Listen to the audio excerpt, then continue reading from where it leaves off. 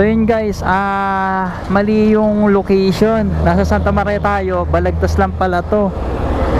Kaya, teka, i-search muna natin guys. May mga ganito talagang case pero di natin maiwasan aminado naman si ate na mali yung pin niya. Kaya, himingi natin yung additional, sabi ko siya na lang bahala.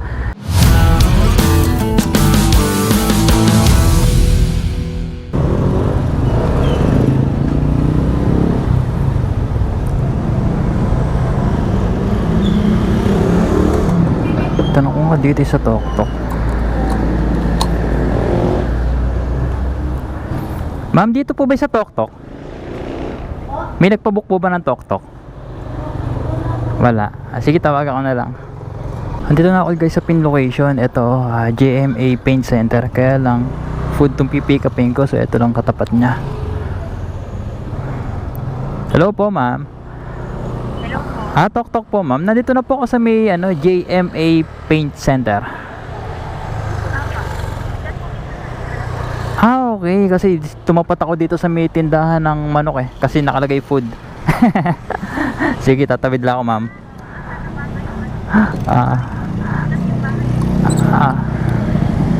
Sige ma'am. Eto, tatawid lang ako ng kabila. Sige ma'am. Okay po. So yung guys, dito pala. Buti may pantawag pa ako, kala ko expert na Tao po. Ayun.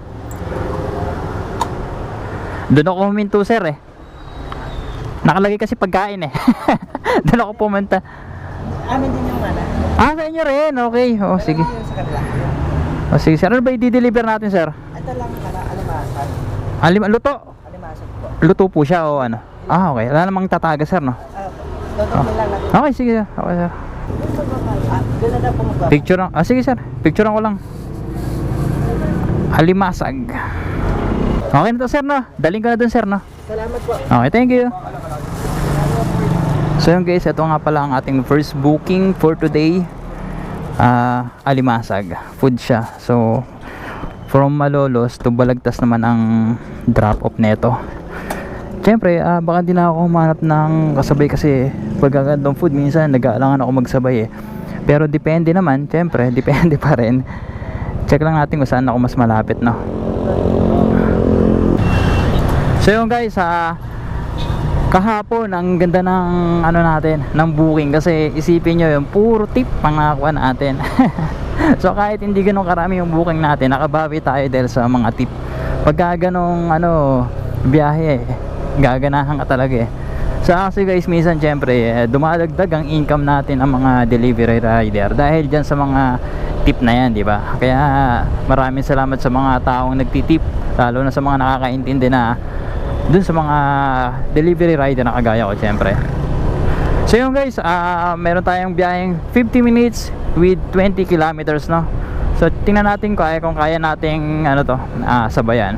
Pero ganun pa man, syempre update ko kayo ulit, no, pagka nandun tayo sa ating drop off. Let's go. Guys, di ko alam bakit napaka sobrang traffic dito sa may Santa Maria.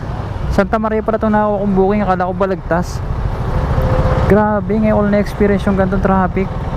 Mula doon, hindi kami makasingit. Grabe yun.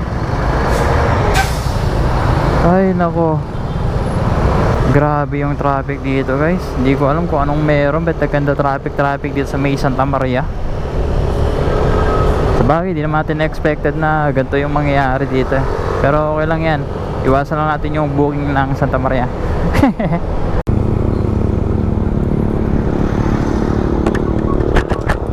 Will be on the right.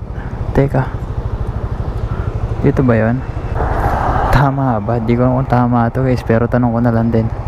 Please update ko kayo, wait lang, hindi ko pa matuntun yung tamang location tabi muna ako dito. So yun guys, mali yung location. Nasa Santa Maria tayo, Balagtas lang pala to. Kaya, teka, i-search muna natin guys. May mga ganito talagang case pero di natin maiwasan aminado naman si ate na mali yung pin niya. Kaya, himingi natin yung additional, sabi ko siya na lang bahala. Kasi hindi ko rin malaman exact location ko kung ilang kilometers pero eto, i-search ko muna. Update ko kayo guys, no? Ito tinext sa akin yung ano, yung address. So balita ko kayo guys, no? Guys, malapit na tayo sa ating drop off. Ayun, ito natuntun din. Kaya na guys, ang layo, Santa Maria. Eh dito lang pala sa ano to? Ayun, sa Balagtas. Oh, pia. Ay, ito nga AI color. Drop muna natin guys. Oh.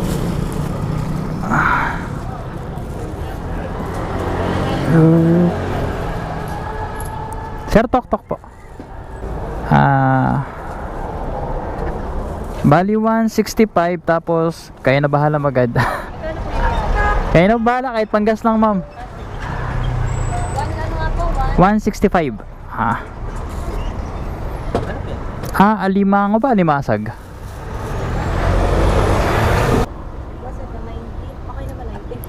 Sige, okay lang ma'am. Kayo po ba yung nag-book? Hindi po. Nakasave na po kasi yung address. Oo. Pero nung tiningnan ko siya sa Google Map, dalawa talaga yung nakalagay. Isang Balagtas Road, Santa Maria Balagtas Road, saka ito. Ito yung kinli ko. Opo. Ayun. Sige, thank you po. Okay. So yun guys, binigyan tayong tip. Hindi pala, additional kasi ito guys kasi narong pin. So okay lang naman. Okay na to. So nakakuha na rin pala tayo na next booking natin guys. Giginto to Giginto. Yun naman yung pupuntahan natin. Parang bagal ng ano ngayon ng data. Pero okay lang. So guys, update ko kayo pagka na-pick up natin yung isa nating booking.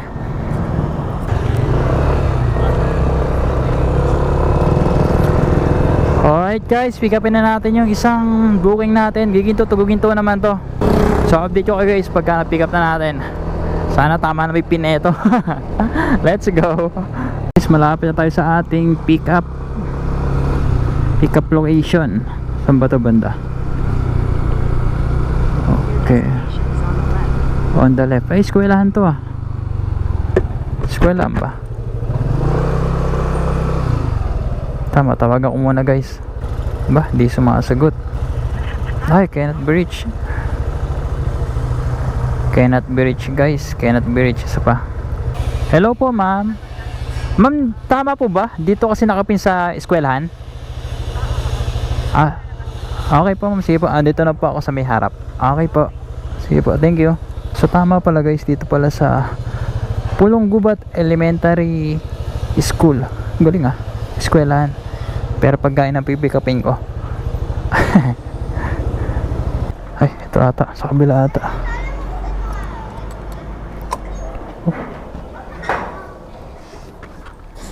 Okay. Sir, tama po ba? Di-deliver siya sa may Tabi Giginto. Okay. Bali 63 pesos. Okay. Thank you, sir. Diba alam mo ba yung papuntang Bliss? Pagbaba ng tulay, kaliwa kang ganun. Ay, hindi po ako familiar sa ano Pero napunta ako ni Tabi. Hindi ko lang kabisado yung Ika dyan, kita na lang. Pakrus. Ay, Pakrus alam ko. Sir. yung una. Pa. Sige ba, sir? Thank you po. Guys, bali binayaran na pala nila to. Alright, let's go guys. Bali ano pala natin to, second booking kasi nagka-wrong pin tayo kanina. Pero okay lang kasi goods naman yung ad ni ma'am. So okay na yun guys. Deliver naman natin to ngayon sa may ano rin, Tabi Giginto. 10 minutes guys, may bali 10 minutes ang biyahe natin with 3.1 kilometers. Let's go. Saan kaya sila? Tawagan ko guys, nandito tayo sa may pin location Hindi sumasagot guys Hey, hello po ma'am. Tok po. Ma'am, kasi dito nakapin sa may tindahan sa may puro apartment.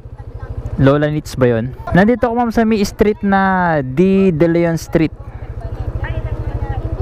Babalik ako. Sige, bali ma'am, nilampasan ko kasi yung Hidden Resort. Kayo po itong nasa ano, naka-yellow. Ay, tama. Ayun, doon ako lumampas ako Okay.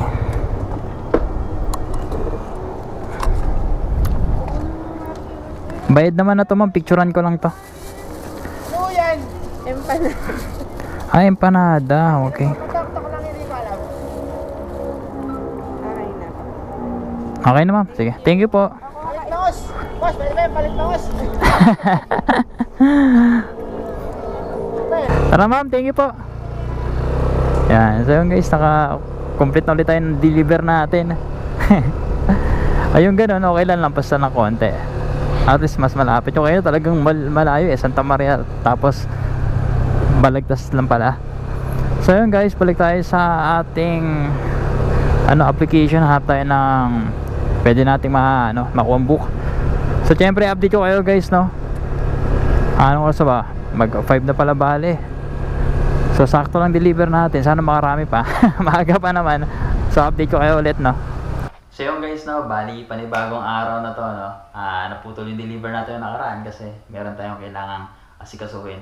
Bali ngayon, hindi rin tayo mag-deliver ngayon kasi day off natin kay Tok Tok ngayon. Pero meron akong gustong i-share sa inyo na ginagamit ko 1 week na rin siguro mahigit. Ito yung ginagamit ko na dapat noon ko pa binili kasi sobrang helpful nito sa akin. At syempre hindi ko napapatagalin. Ito yan. At ito na ngayon guys. Bumili ko ng Freedcon T-Max S Pro na intercom. So bakit nga ba ako bumili nito? Kasi isa sa dahilan dyan kasi dahil pag wala tayong intercom, naka-loudspeak pa tayo sa cellphone natin. So minsan kahit nga naka-loudspeak tayo, hindi pa tayo magkaintindihan ng customer natin eh. At isa pa dun, pagka tatawag natin customer natin, kailangan pa natin tumabi sa kalsada. Pero dahil dito, pinagaan nito yung ating trabaho kahit pa paano. Kasi habang umaandar ka, pwede mo tawagan yung customer mo nang hindi ka humihinto. At isa pa, napaka-clear ng audio, magkakaintindihan talaga kayo. Ito yung itsura niya pag nakabit sa helmet natin, no? At ito na rin yung setup na aking helmet sa pag-vlog. Dito kinakabit yung GoPro at ito yung gamit natin kaya wala dyan. So maraming klaseng intercom guys, hindi lang tong Freedcon. Maraming mas mura, maraming mas mahal. Isa to sa binili ko kasi tumingin ako ng mga reviews o mga review sa internet, sa YouTube. At isa tong Freedcon sa recommended na bilhin. At kaya ito rin yung binili ko. Kaya yun yung binasihan ko sa pag-decide ng pagbili ng intercom. Siyempre, kahit pa paano, bili na rin tayo ng quality yung mas tatagal. Pero mas marami dyan na mas mura guys, ulitin ko. Ito lang talaga yung binili ko dahil ito yung nagustuhan ko. Pero maraming klaseng intercom. So, kaya ako to share sa inyo dahil napaka-helpful talaga nito. Dahil pinagaan nga nito yung trabaho, di ba? Sa pag-deliver. Saka, kahit pa paano, sa pamamagitan ng intercom na to, yan, habang nagda-drive tayo, pwede tayong mag-sound trip para kahit pa paano na chill tayo. At habang nag-aantay ng booking, syempre, pwede tayo mag-sound trip para nailibang tayo kahit pa paano. Dahil, syempre, alam naman natin na mahirap maging delivery rider. Nasa initan tayo, di ba? So, syempre, kahit pa paano, kailangan natin ng mapaglilibangan, di ba? Para ma-enjoy pa rin natin yung ating trabaho kahit pa paano, di ba? So, yun lang guys. Ito, sa mga gusto bumili, nabili ko to ng 3.5 sa Shopee. So, marami siyang freebies. May t-shirt pa nga itong kasama eh. Hindi ko na nagamit kasi hindi ko lang pala suot ngayon kasi nagamit ko na. So, yun lang guys. Ayan. Ulitin ko. Freedcon T-Max S Pro yung binili natin. At eto siya. Ayan. Ang ganda, di ba? Bagay na bagay sa helmet natin. So, hindi to sponsored Gusto ko lang i-share ko ano yung nabili ko na ginagamit ko na nakatulong sa akin sa pag-deliver. No? So, yun lang guys. Kita-kitsu tayo sa mga susunod na vlog or video natin. At yun lang. Ingat kayo palagi. Ride safe sa mga delivery rider dyan. At sa lahat ng rider. At syempre sa lahat ng nanonood. Sana patuloy kayong manood. So, yun lang. Ingat kayo palagi. Bye-bye.